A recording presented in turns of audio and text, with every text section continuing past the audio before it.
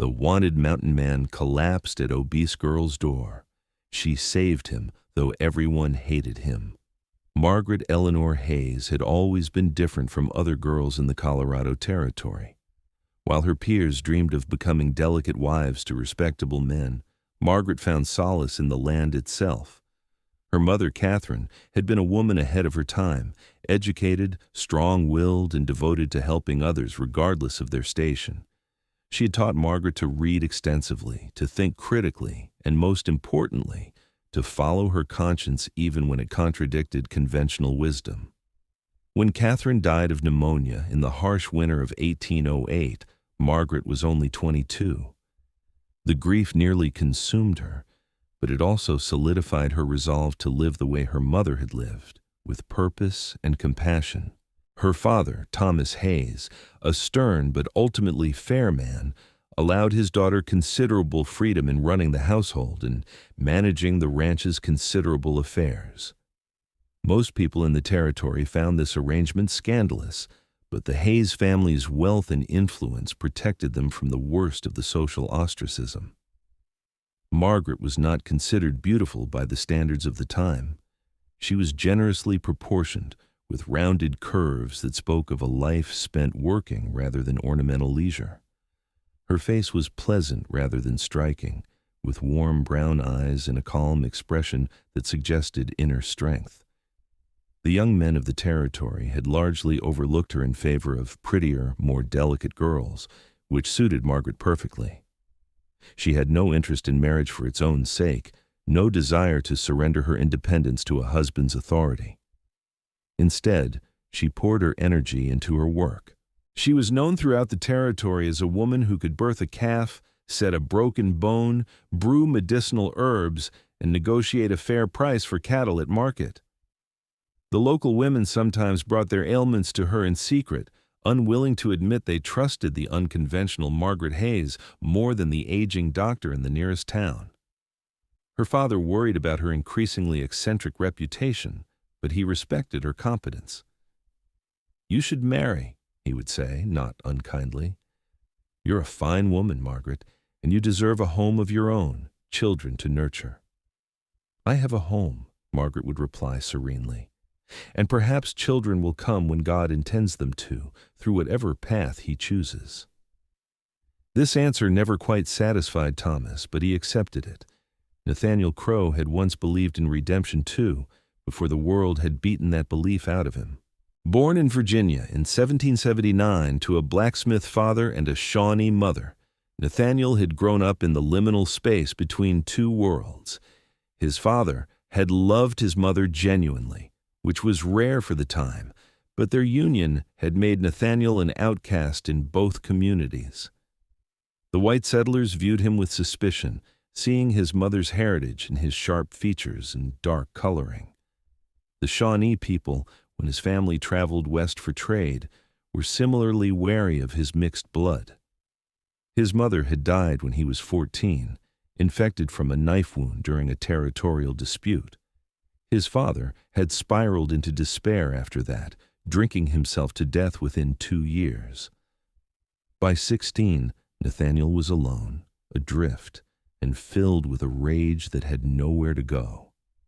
He had made his way west, seeking the freedom that he believed the wilderness offered. For nearly 20 years, he had lived as a trapper, working the high mountain passes, dealing fairly with the few other trappers he encountered, and maintaining a careful distance from civilization. It was lonely work, but it suited his temperament. The mountains didn't care about his mixed heritage or his lack of formal education. The mountains simply demanded competence and respect, which Nathaniel possessed in abundance. Then the wealthy landowners had come, with their surveying equipment and their legal documents and their absolute certainty that they owned what had never belonged to anyone. Nathaniel had resisted, both verbally and physically. He had refused to leave the land he had claimed and improved through years of careful stewardship, and they had destroyed him for it. The frame-up with the horses had been quick and efficient. A sympathetic witness had seen him near the stolen animals, planted there by men hired specifically for that purpose. When Nathaniel had resisted arrest, violence had erupted. A man died. A hired thug named Jackson, who had struck first and whose gun had gone off during the struggle. Nathaniel had panicked, fleeing into the mountains, and by the time he emerged weeks later, he was a wanted man, and Jackson's death had been reframed as cold-blooded murder. For 18 months, Nathaniel had run. He had lived off the land, always moving, always watching over his shoulder. The mountain man, who had once been at peace with solitude, had become a creature defined entirely by flight. He had developed a hard shell around his heart, a conviction that he deserved nothing good because the world had already taken everything worth having. Until he collapsed on Margaret Eleanor Hayes's porch. The autumn wind swept across the Colorado Territory with a biting chill that cut through cloth and flesh alike. Margaret Eleanor Hayes stood on the weathered porch of her father's homestead, her ample frame bundled against the cold as she gathered wood for the evening fire. The sun dipped low behind the mountains, painting the sky in shades of amber and violet. She didn't notice the figure stumbling through the dry grass until he was nearly upon her doorstep. The man collapsed with a heavy thud against the wooden planks, his breathing labored and desperate. Margaret's heart leapt into her throat. His clothes were torn and bloodied, his dark hair matted with sweat and dirt. She recognized him immediately from the wanted posters that had circulated through the territory for months. Nathaniel Crow, wanted for theft, robbery, and murder. The mountain man everyone whispered about with fear and contempt. Most people would have called for the authorities.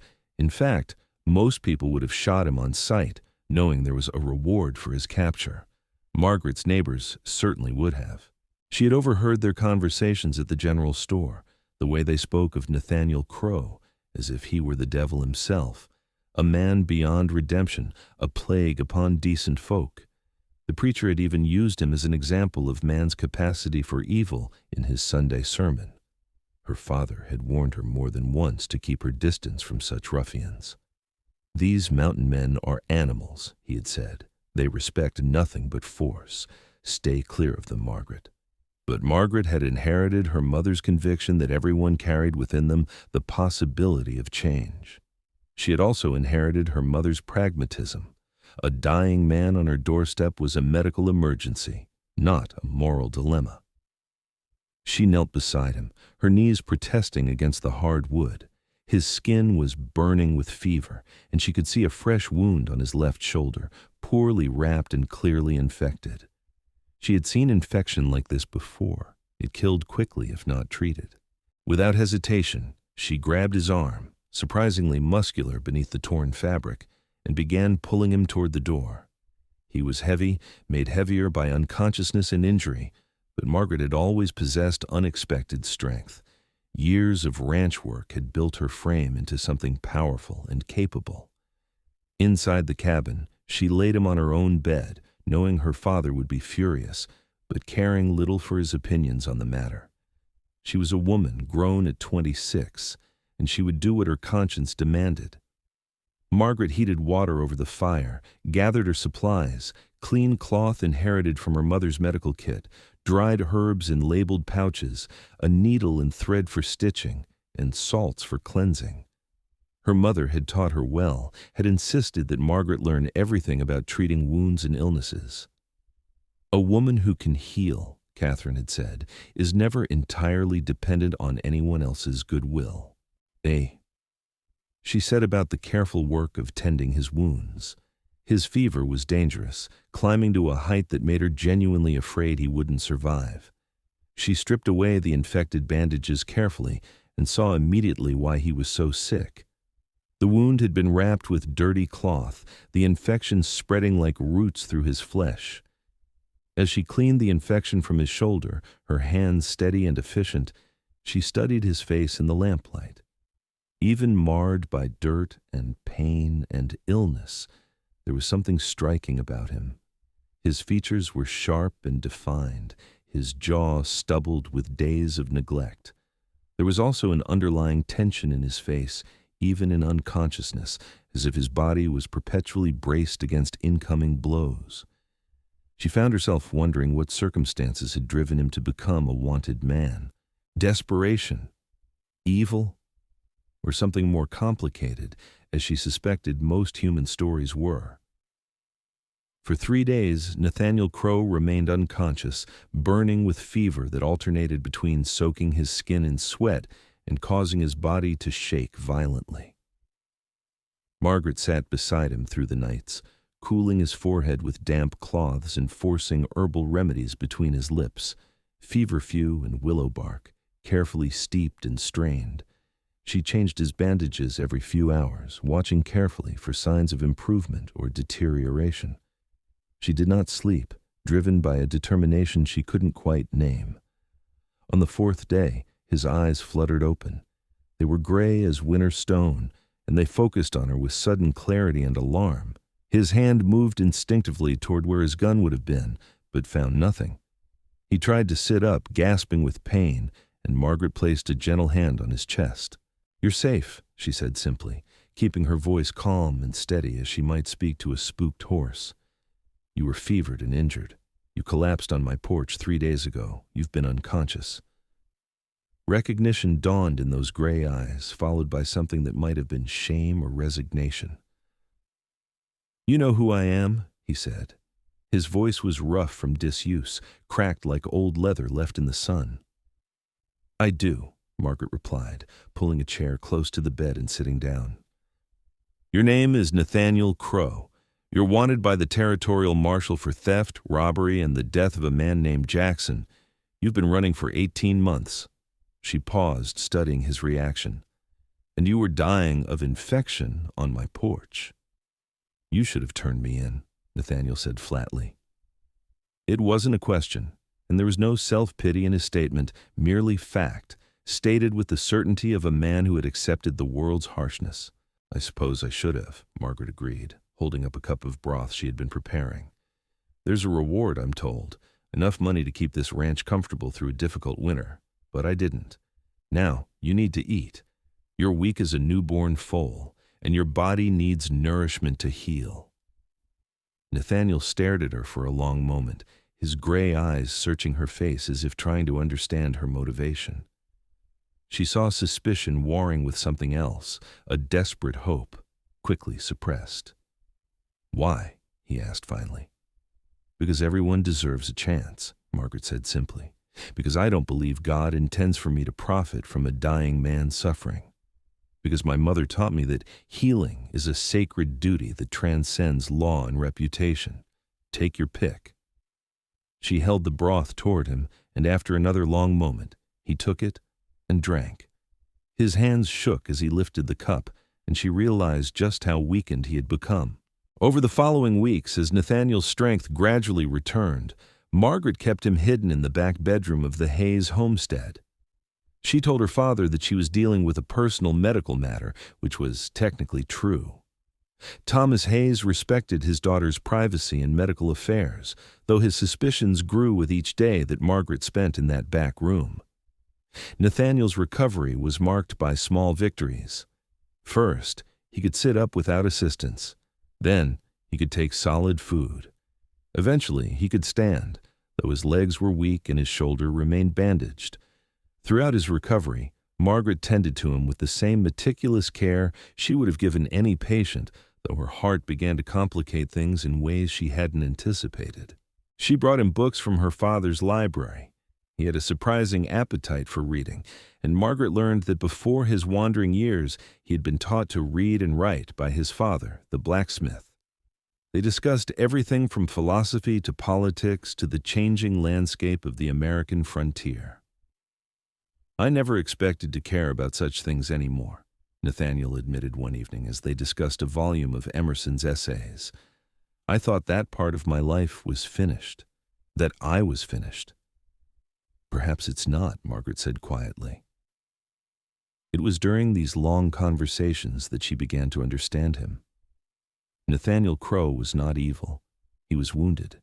He was not a monster. He was a man who had been betrayed by circumstances and by others' ambitions. Beneath the hardness he had cultivated, there was a capacity for contemplation, for empathy, even for hope. And Nathaniel, in turn, began to understand Margaret. He realized that her unconventional nature stemmed not from rebellion for its own sake, but from a genuine conviction that the rules society imposed were often unjust. He saw the quiet strength in her, the way she moved through tasks with purposeful grace, the way her brown eyes held a warmth that suggested she saw value in people that others overlooked. They fell in love gradually, not in dramatic moments, but in the accumulation of small kindnesses. It was there when she changed his bandages without flinching at the ugliness of his wound. It was there when he taught her a Shawnee song his mother had sung to him. It was there when she read to him by candlelight and he watched her face instead of paying attention to the words. Word traveled quickly in small territories, and it wasn't long before whispers began circulating about the Hayes homestead. The preacher's wife had seen a strange man's silhouette through Margaret's window. The blacksmith's boy reported hearing a man's voice when he rode past at dawn. Speculation turned to judgment, and judgment turned to outright condemnation. Margaret's father, Thomas Hayes, was at the territorial capital negotiating a cattle contract when the rumors reached him.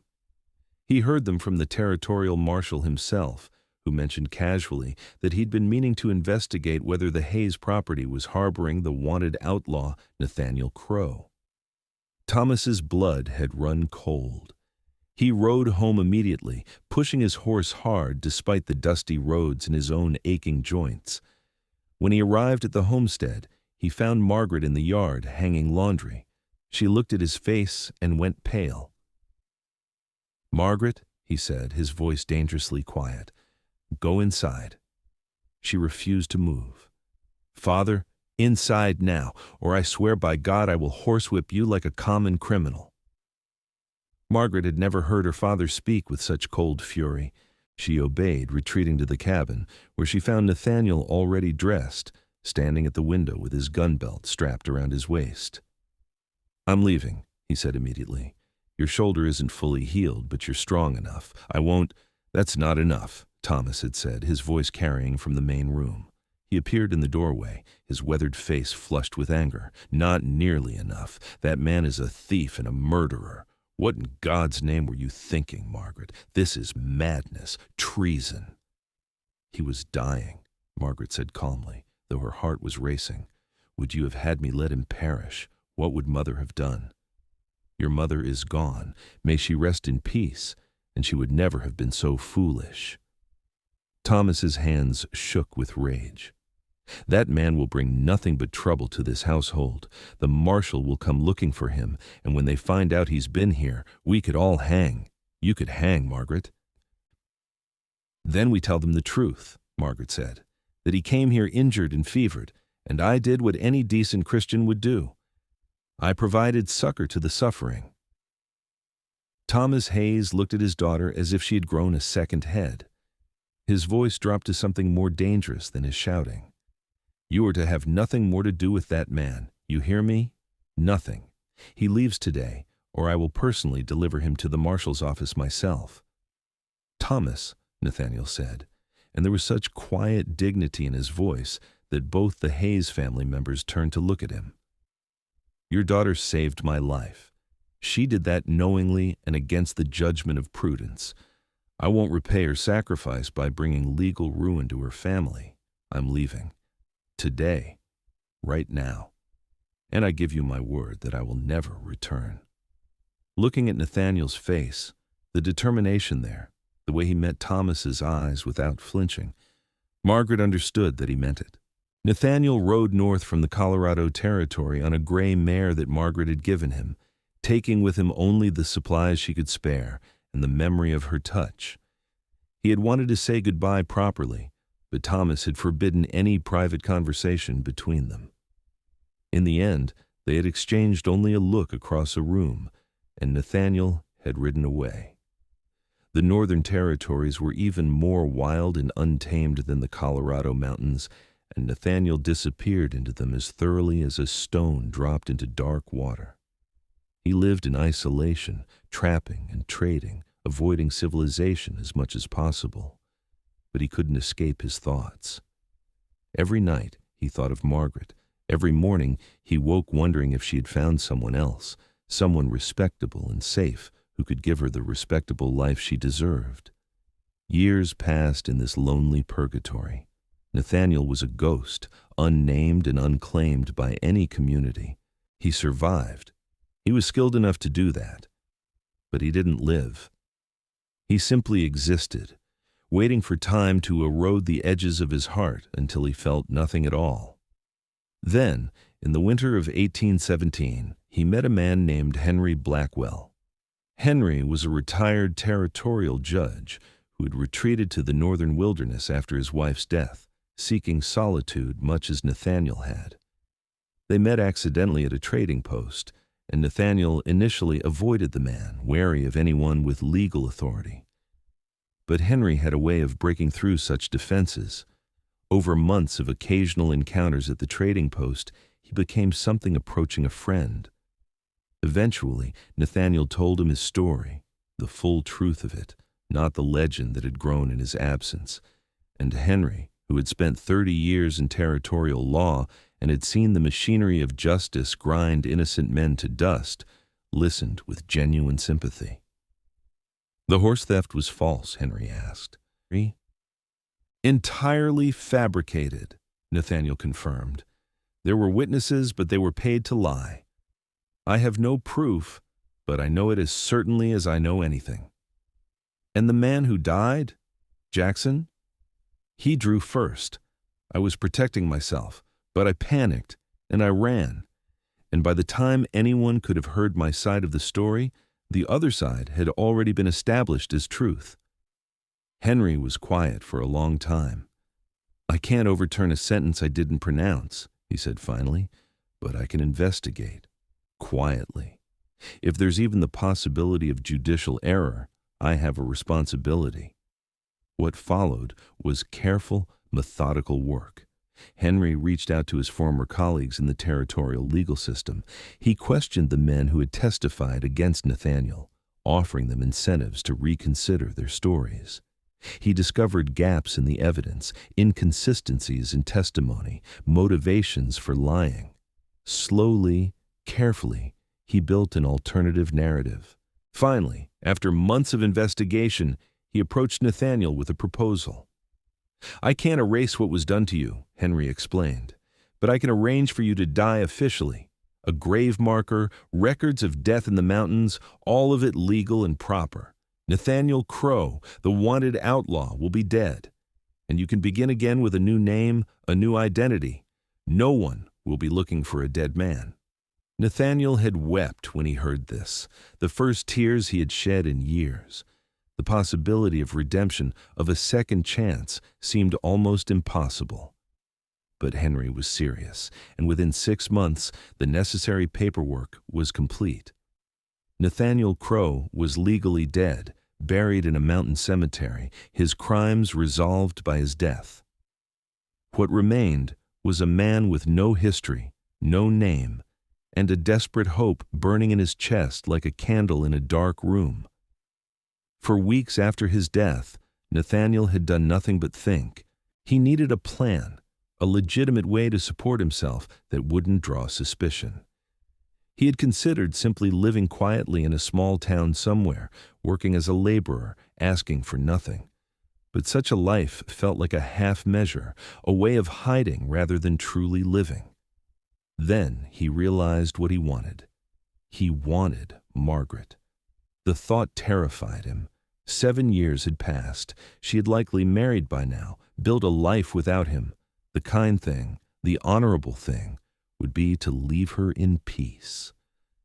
But Nathaniel had spent 7 years living in ways that honored no one, least of all himself. He spent the spring and early summer preparing. Henry helped him establish a legitimate identity, a man named Nathan Cross, a widowed trapper who had decided to settle down. The documentation was convincing, Henry's legal authority still sufficient to create new records that would withstand casual scrutiny. With Henry's help, Nathaniel also purchased a small piece of land about 2 days' ride from the Hayes homestead, a parcel that had been abandoned and was being sold for taxes. He began improving it, building a cabin, clearing fields for cultivation. It was work that demanded his full attention, which was fortunate, because anything less would have left him consumed by anxiety about what he would find when he finally rode to the Hayes property. In late summer, he could delay no longer.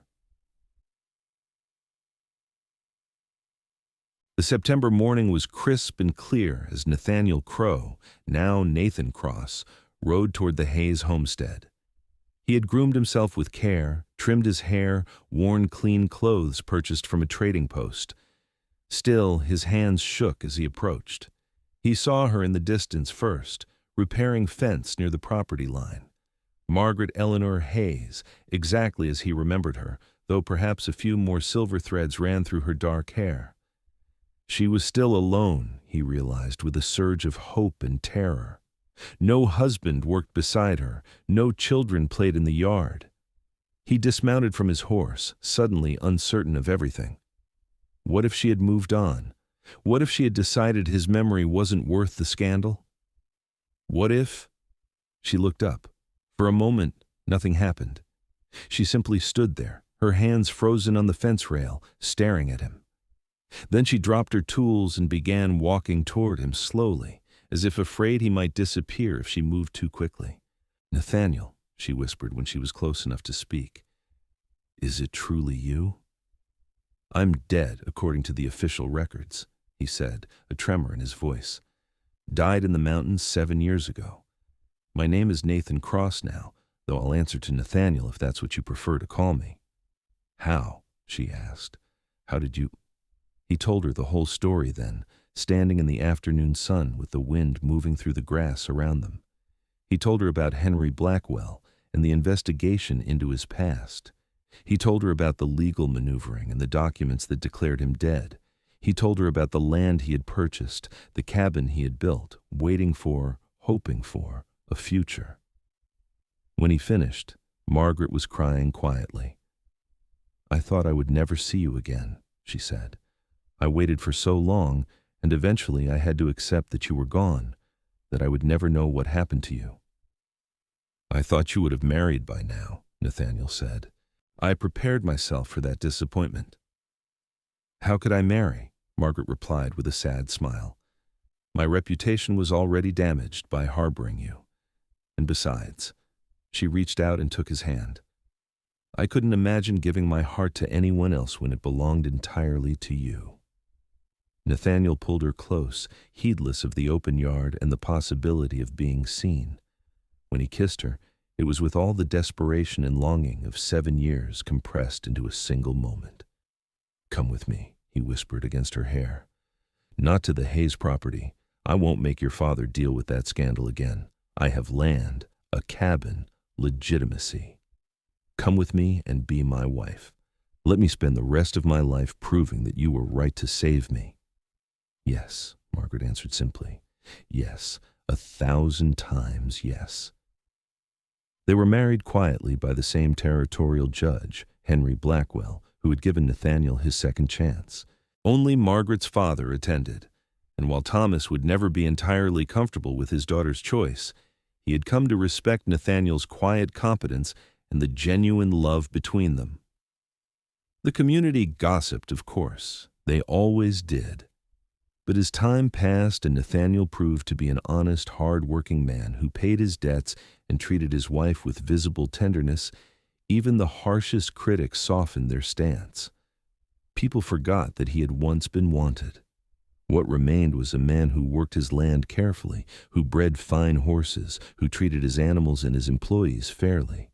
Margaret bore this new life with grace, finding joy in building something permanent with the man she loved. They created a home that combined her practicality with his quiet strength. She continued her work as a healer, now with Nathaniel's full support. He built her an addition to their cabin specifically for storing and preparing medicinal herbs, trusting her skills absolutely. 5 years after Nathaniel's return, their son was born. A healthy boy with his mother's warm brown eyes and his father's dark coloring and stubborn chin. They named him Samuel, honoring Margaret's grandfather. Watching Nathaniel hold his infant son, Margaret saw the last of the hardness melt away from his features. He wept as he held the boy, and he whispered promises of protection and love. 2 more children followed, a daughter named Eleanor, after Margaret's mother, born 3 years later, and another son called Thomas, after Margaret's father, who by then had softened considerably toward his son-in-law and adored his grandchildren with an intensity that surprised everyone. The homestead transformed from a quiet place of careful routine into a home filled with laughter and activity. Nathaniel's land flourished under his careful management. He bred horses that became prized throughout the territory for their steadiness and intelligence. He hired workers and treated them fairly, word spreading that Nathan Cross was a good man to work for, one who paid decent wages and didn't demand the impossible. Margaret's work as a healer expanded as well. Women from throughout the territory came to her for help with childbirth, with illnesses, with injuries. She trained their eldest daughter, Eleanor, in the healing arts, passing on the knowledge her mother had given to her. 20 years after Nathaniel's collapse on Margaret's porch, they sat together on the covered porch they had built with their own hands, watching their grandchildren play in the yard. Nathaniel was gray now, lines marking his face from years of outdoor work and laughter. Margaret had softened further with age, her hair entirely silver, but her eyes remained as warm as ever. "Do you ever regret it?" Margaret asked him, taking his weathered hand in hers. "All of it, the running, the hiding, having to become someone else?" Nathaniel brought her hand to his lips and held it there for a moment before answering. "Not for a single moment, because every moment of hardship led me to you. And you, Margaret Eleanor Crow, are the best thing that ever happened to a man like me." Their eldest son, Samuel, was following in his father's footsteps as a horse breeder and farmer. Their daughter Eleanor was becoming known throughout the territory as a healer, even more skilled than her mother. Their younger son, Thomas, was studying to become a lawyer, inspired by Henry Blackwell's example of justice tempered with mercy. Word came occasionally from the Colorado territory of the marshal's office, closing cases related to Nathaniel Crow. The wanted posters had been removed years ago, but there remained the official business of resolving what happened to a man who had supposedly died in the mountains. Officials were satisfied with Henry Blackwell's documentation. Nathaniel Crow was dead, his crimes resolved by his death. There was no reason to investigate further. The sun set over the mountain valley, painting the sky in colors that seemed to sing of redemption and grace. In the cabin behind them, the sounds of family filled the air, children's laughter, Margaret's voice calling them in for supper, the voices of family discussing the events of the day. Nathaniel reflected on the strange providence that had brought him to this point. He had been a wanted man, a fugitive, a person society had deemed beyond redemption. He had been ready to die, cynical about any possibility of salvation. Then, Margaret Eleanor Hayes had seen something good in him when no one else did, when he barely saw it in himself. She had saved his life on that autumn day when he collapsed at her door. But more than that, she had saved his soul. She had shown him that redemption was possible, that a man could begin. Love could transform a broken thing into something whole. "I love you," Margaret said softly, watching the colors shift in the sky. "I love you too," Nathaniel replied, squeezing her hand gently. "Thank you for seeing past the legend to the man underneath. Thank you for giving me a second chance when the world had already condemned me." As darkness fell and the family moved inside for the evening, their voices and laughter continuing into the night, Nathaniel and Margaret sat for a few moments longer on their porch. The mountains stood eternal and forgiving in the distance, keeping their secrets as they always had, protecting the story of a broken man and the woman who loved him enough to believe in his redemption. It was, Nathaniel thought, a much better ending than he ever deserved.